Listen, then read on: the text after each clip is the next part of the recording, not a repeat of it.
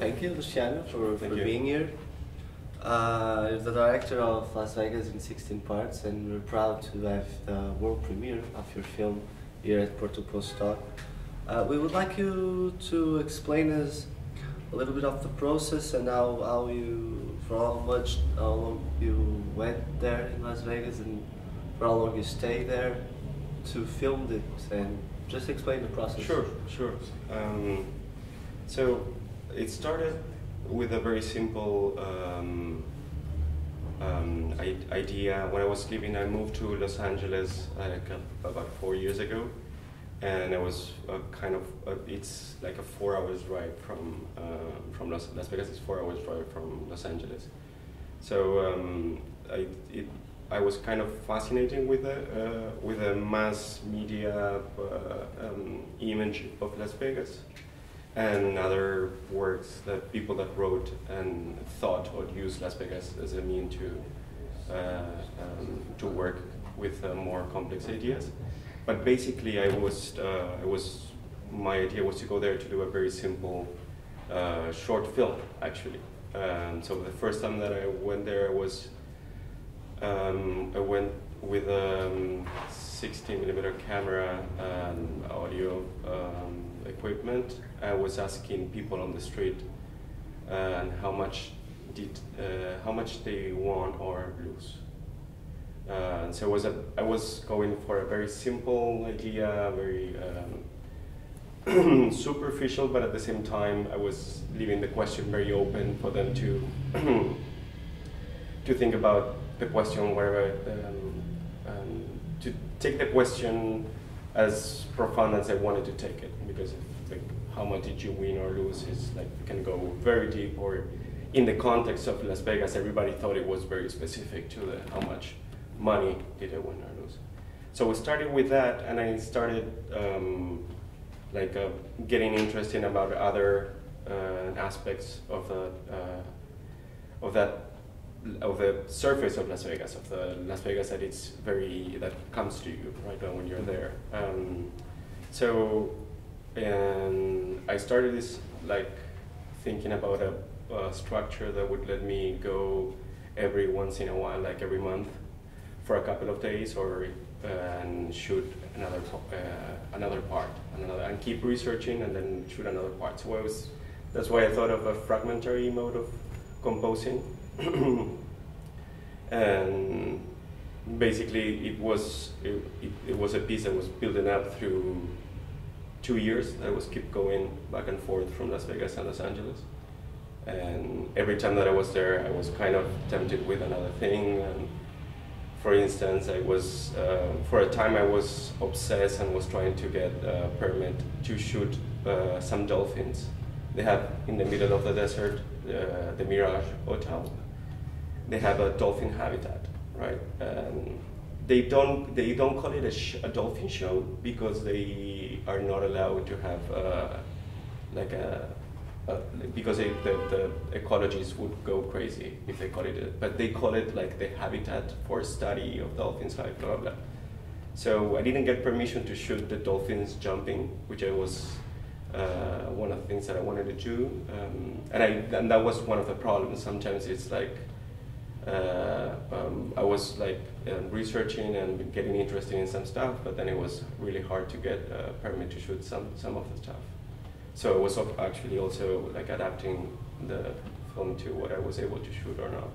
Yeah, we're talking about permits, and it's something that I would like you to tell us as well, because you film in hotels, you film in casinos, it must be hard to get those permits. It must be some limits to your work, even if you got that permit. Yeah. That's something that, for me as a viewer, but also with somewhat of a critical eye, I was thinking, how the hell did he do it? How the hell that he could get those permits and film so freely? Because it seems free as... Oh, that's great. You're limited, but I think you showed a lot of Las Vegas. Yeah. So what's kind of crazy, that story, because for instance I thought that to shoot the dolphins was going to be super easy, and it turned out to be impossible. And I thought that it was going to be super difficult to shoot the machine guns and the shooting range, and that was the easiest thing to do. You just got there, it's like, yeah, it's what you want to shoot, a machine gun, do you want to shoot a tank, just give me $100 and sign here, and you just get into the shooting. Very nice people as well. Everything was very safe, but at the same time it was super easy. People were very collaborative. And shooting in the hotels, in the hotel hallways, I was, it got a little bit difficult because I always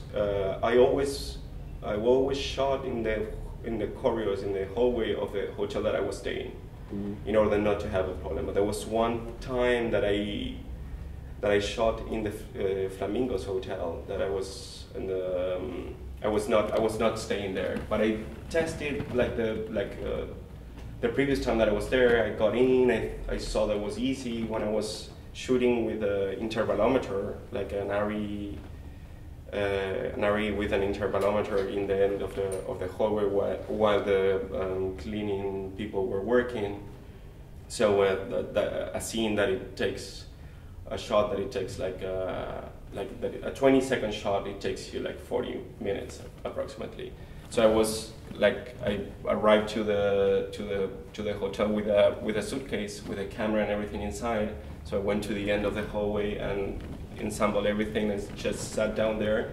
And my colleague was like recording sounding on the floors. So I was shooting there, and all of a sudden there's like security guards everywhere, like 6 of them, and they're just like harassing, asking for ID, blah blah. Like long story short, they took me and my collaborator to like a interview room, which is it's in the basement. You have like a place with a sitting room with some wooden chairs with restraining things. They didn't use the restraining things for me, but they made us to sign a trespassing warning, and so me and my collaborator, we are banned from the hotel, from all the Caesar Palace Hotel casinos, which are 8, which is like 40% of Las Vegas Strip. So they got like our license as well, so we cannot get in with a car, so that was kind of like a turning point in terms of how I was, getting in, playing with the permit, with the gray areas, and at that point I stopped playing with it, because if you go back the next time they can arrest you. So that's there I was like, and it's very militarized, Las Vegas. It looks like it's like a city that you can do whatever you want, but it's like a very small moment, like it's like all of a sudden everything changes. You are in the middle of like a very militarized zone. It's the way you feel it. And for instance, while we're shooting on the car convention, and we realized that since we have press passes to get into the convention, we were walking through the casino with a camera on the dolly, on the tripod dolly. So when we were doing it, we said, oh, maybe we can just keep moving the camera but with the camera running. Yeah. And so we did that, and the security, that long shot. That shot. And that's when the security comes and says, we were told from the radio that the lens cap is not in, it's not put. So they were like, the vigilance is very intense, especially when there is money around. Oh yeah. Yeah. Well, let's change a little of the frequency of this interview. Here at the festival we have a focus on Tom Anderson, and I guess, I don't know, is there any influence on you, his filmmaking, or we have films like Get Out of the Car and LA Place itself, that you can relate that structure, that anthropological interest in the city, in the landscape. So. Yeah, as a matter of fact, Tom was a very a big part of Tom Anderson was my advisor in when I was studying at CalArts, and so the dialogue with him was very fruitful, and many of the approaches and readings about Las Vegas, the research of Las Vegas related to architecture, was motivated by Tom in many ways. And most of the time he was very worried that I was into the architecture manifesto that is learning from Las Vegas. That is a manifesto written in the early 70s, late 60s, which is declared as like the end of the times for modernism in architecture, which is very much like Tom Anderson's like type of architecture, right? So he was very worried about like about if I was getting too much into that. But besides that, it was